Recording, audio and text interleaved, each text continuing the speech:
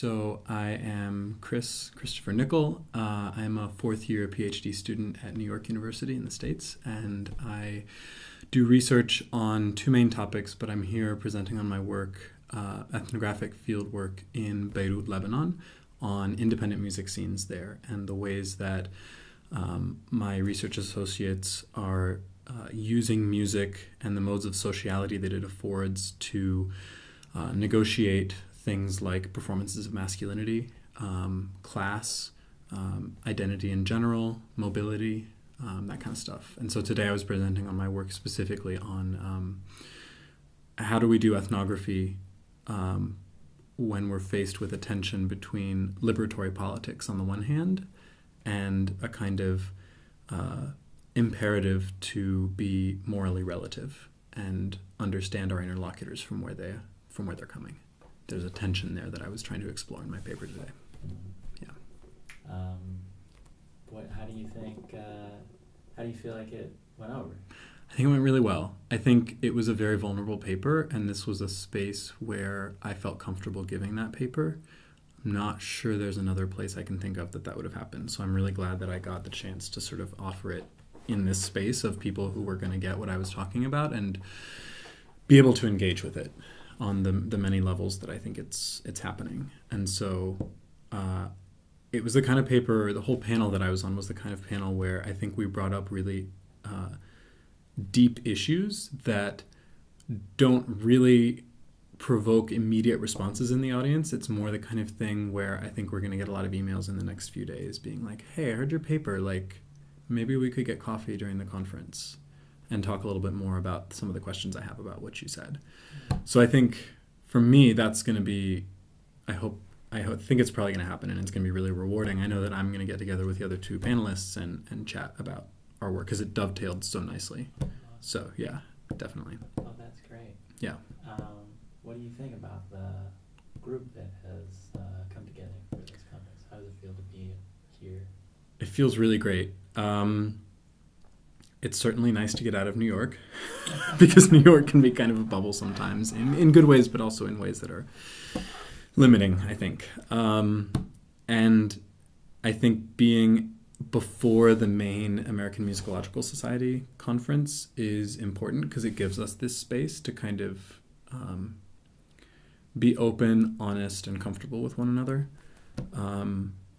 I think I wasn't sure how it was going to play out, the fact that it is not taking place in the U.S., that it's taking place in Canada. I think it's actually really important because it's brought up a lot of the elisions that occur in U.S.-based scholarship when I think a lot of U.S.-based scholars take for granted that racialized formations, for instance, are the same across North America. And that's not the case, right? There's a very particular brand of Canadian multiculturalism and has a whole dialogue built up around it that is not U.S.-centric.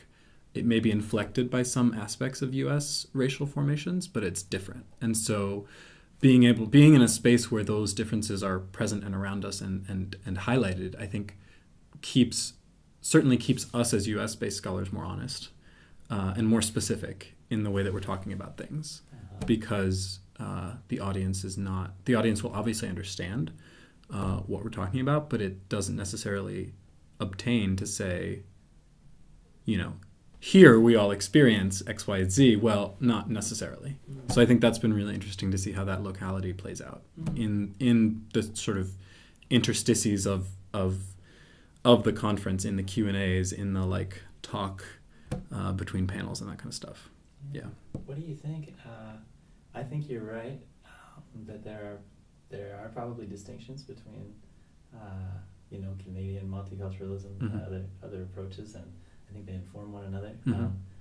What are your impressions of that particularly Canadian approach, to whatever extent they exist? Yeah, and I actually have some experiences with it because my partner, who is Latina, studied for her undergraduate degree in Toronto at the Ontario College of Art and Design. And so I spent a lot of time in Toronto.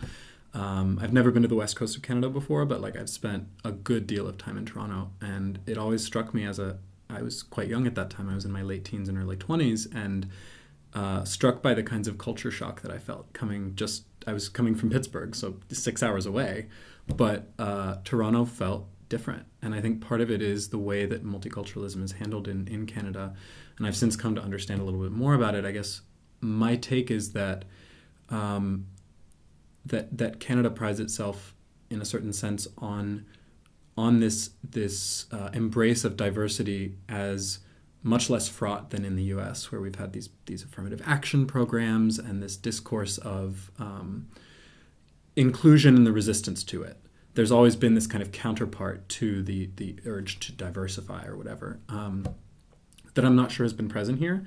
And so I think it's allowed for a kind of normalization of difference as diversity and as positive, which on the surface seems really great. But I think one of the things that in casual conversation with my colleague Emily, who's studying at Toronto right now, who presented on the same panel as me, is there's a kind of insidious flip side to that acceptance of diversity in Canada, where it becomes more easily incorporated into what we could think of as sort of neoliberal capitalism, where different bodies become much more easy to incorporate into normative flows of capital as good citizens. There's much less of there's a much lower bar in terms of difference in Canada to be a good citizen. There's much more acceptance for difference in that definition, and in fact, I think you see that a lot in the kinds of ways that for instance, walking through the airport, there's a lot more of this kind of less self-conscious display of diversity. But one of the things that I've read in my readings of Arab and Arab American and Arab North American literature is that the sort of underbelly of this diversity is seen often for instance, in the taxing of the welfare system, the overstrain put on the welfare system by, for instance, Lebanese immigrants during the 90s, during the 80s and 90s coming from Lebanon during the Civil War, access to social services. They would often be put into like a particular set of buildings in a particular area of Montreal, for instance, that rendered them perhaps less visible and more easy to kind of control. And so I think there's a lot to be said for these nuances in the ways that Canada specifically has, on the surface, been much more accepting. But I think the problems have just taken a bit of a different route than in the US, where, I mean, we still deal with overt institutional racism. There's a culture of calling it out. There's a culture of antagonism around it that is very different from the culture here, I think.